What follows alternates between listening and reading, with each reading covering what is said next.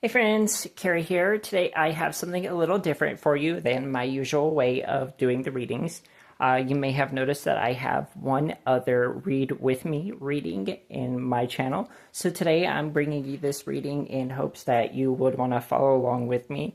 I encourage you to go ahead and gaze at the cards as I'm talking. See if you notice any things that stand out to your intuition, if there's anything that, any patterns that you might notice. When I'm looking at the cards today, what I'm getting is a message of the connection between different aspects of yourself. This could be the logical and the intuitive aspects of who you are. This could be your self-discipline and spontaneity, the joy and freedom that you might have felt as a child, and then the responsibility that you have as an adult. Okay, so when we are taking these two different, seemingly opposed parts of ourselves and then we bring them together, when we work together with these opposing elements, we end up having something new that's created for us. All right, so guiding our reading today, I have the Singer of Connection. So being that this reading is absolutely about connection, this is about connection within yourself. Okay, so I've got the Two of Wands. And the Two of Wands, you have these two young boys. They're starting out on a new adventure, right? And they've decided that they're going to travel together. I've got your back, you've got my back. So maybe something you are creating for yourself in your life. Maybe something that, some area of your life that you are growing. You want to bring together both your logical and your intuitive sides, right? Your left brain and your right brain, or your heart and your mind. I'm getting a lot of heart-mind coherence from this reading. All right, so you have this agreement that you make between your heart and your mind. And what we have next is the Empress. So I tend to read in columns like this. This is how I usually lay out my cards. So we go from this agreement, this connection between your heart and your mind. And when we're looking at the Empress here, what's coming to my mind, is that she is pregnant. And you see this a lot of decks. The Empress usually is depicted as being pregnant because, she is Mother Earth. She is fertility. She is that divine feminine in manifest form, right? So you have something that you're creating for yourself, or there is something that is born out of that connection. Now, that's not necessarily that it always happens at once, right? Because we have this Eight of Pentacles. With the Eight of Pentacles, this is your putting in the practice, the showing up every day, doing the thing, practice, practice, practice, okay? So you have to work at this connection between the two sides of yourself, between the mental and the emotional, right? It's something that we consciously practice at. And eventually, as you continue to practice at it, it becomes a little bit more of an embodied type of experience. All right, so I have the King of Swords here, right? When we look at the King of Swords, he is very much a self-disciplined, kind of focused individual, right? So you have this need for structure. Maybe you need to create a schedule for yourself at which, a rate that you can do something in order to kind of have the steady, productive, regular output of something. But the King of Swords here is very much giving me this self-discipline kind of energy, right? Because we've focused, we've decided what we want, but we're still figuring out where we're going. We have the Knave of Pentacles, the Page of Pentacles, okay? So normally you would look at the Page of Pentacles and you see this, young individual that they've got this new inspiration, this new idea, this new adventure, something that they're super excited about, something that they're so ready for, right? The Knave of Wands in this deck, though, he's thoughtful. Like, he knows where he wants to go, but he's still wanting to decide, like, what path he's taking. So this gives me the kind of point that, like, you have this self-discipline, right? But you have this, ability to be flexible, like when something comes up in your life, your ability to adapt to it, your ability to make decisions. Do I want to take this thing or not take this thing? Do I want to go down this path or not go down this path? And when we combine these, right, this self-discipline and this ability to be flexible, to, kind of move along the adventure, we come to this King of Pentacles energy.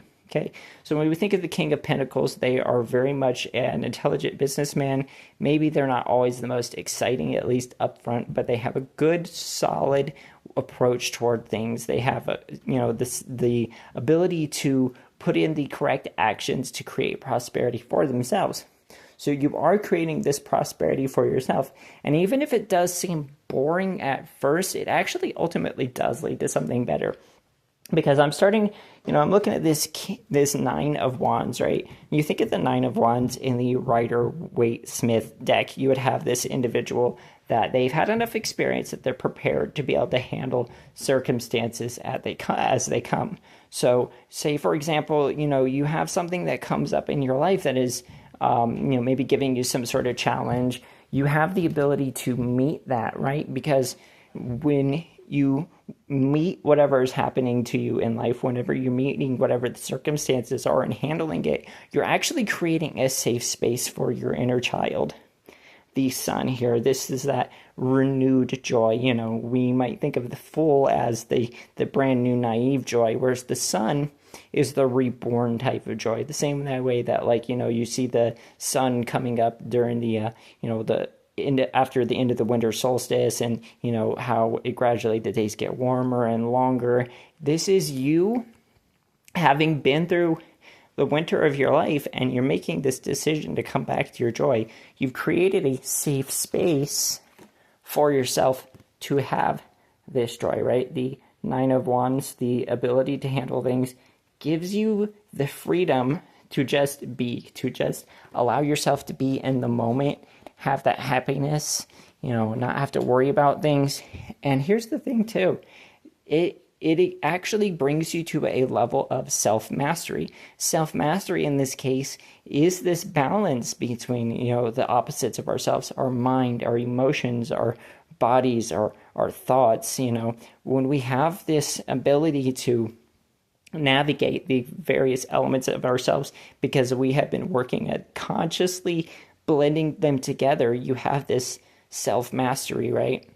The Emperor is, someone who they understand how to make things happen. They understand the various strengths that you would see, like say in the King cards, but because he is all four of them, he has mastery over all their strengths and therefore none of their weaknesses. So when you have that, ability to handle things and that joy, that balance between things, that actually ends up giving you, more freedom, more ability to make the life that you want, to create the structure that allows you to have the peace, that allows you to have the time for yourself, your joy, your experiences, right? We have this Ace of Swords, right? This is the one-pointed attention. You focus your attention, right? It's like, okay, so this is the thing I'm going after, so I'm going to give it my attention, instead of doom scrolling on social media, you could take that time to, craft a skill, to practice the thing, to do the research, whatever the case being. You have this one-pointedness, and this one-pointedness is supported by your ability to be spontaneous and have that self-discipline, right? Because maybe you're pointing yourself in a direction where you want to go in your life, but there's going to be things that pop up that you're not used to, maybe things that you didn't expect. So having this ability to adapt allows you to continue to move forward in the direction that you want to go to create the life you want for yourself. All right, so I've got this Ten of Wands next. The Ten of Wands is your burden card. I'm carrying all this weight, but I'm almost there, okay? What I'm getting here is actually a matter of dropping the burdens, right? If you can focus on the one thing, then you can set aside the things that don't help you, right? You don't need to carry all the weight. You don't have to be the person that solves every single problem. If you take care of the things that you are dealing with, if you take care of the things that are most immediate to you, whatever the particular cause that's important to you, this will prevent you from burning yourself out, right? So we come to this Queen of Pentacles. The Queen of Pentacles is the queen of self-care. Maybe the discipline, the schedule for yourself in the case of this Queen of Pentacles isn't just about scheduling, say, today I'm going to do this, tomorrow I'm going to do that. Maybe this could be talking about taking a rest day as well. You could be scheduling, all right, this day I'm going to rest and this day I'm going to rest because I want to not burn myself out. You have the self-discipline to create the thing you want, right? You have the ability to handle situations. You have the joy, and that balance, that connection here is the connection between I need to rest and I need to take action, right? The same way that we sleep and then, we wake up and we, go back to sleep and back and forth, our day-night cycles like that. Speaking of cycles, I have the Wheel of Fortune here. Okay, so when we're thinking about the fairy sitting on top of this Wheel of Fortune, she's not being, like when the wheel turns, she's not going down with the wheel, she's not going up with the wheel. She maintains her sense of self, her ability to stay on top, her ability to maintain her emotions, right?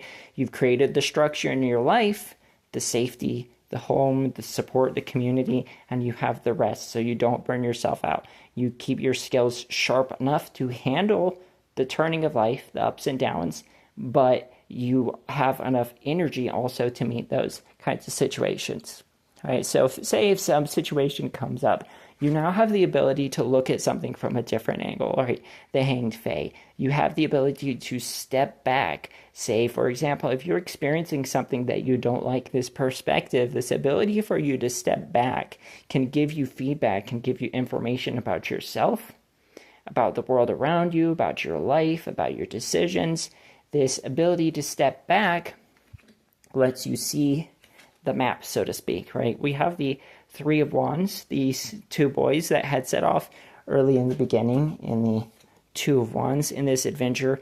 Now they have an idea of where they're going. They have the map of the territory. Even if you don't have the terrain, now you have a greater idea of the larger picture that you can still plan and make, an overall, like, larger direction of how you want to move forward, and then you can just kind of handle the smaller details as they come. Okay. All right, so this is all talking about just more of the process.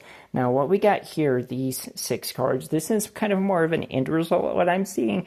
When you put in the practice, when you have that balance between, like, rest and work, the self-discipline to handle things, the spontaneity, the joy, when you get this connection, right? The Lovers, all right? I'm not looking at this in terms of literal lovers, though that's not necessarily impossible. Somebody here could be actually experiencing some sort of, new relation type of energies. But what I'm getting here is the connection between the head and the heart, right? Because when we think of, like, the masculine energy, it's more mentally focused. And when we think of the feminine energy, it's more emotionally focused. So this is a marriage between the two sides of yourself. Like I was talking about with the spontaneity and the self-discipline, the logic and the emotions. What happens when you marry the two together? What do you become pregnant with, right? What happens is the Priest.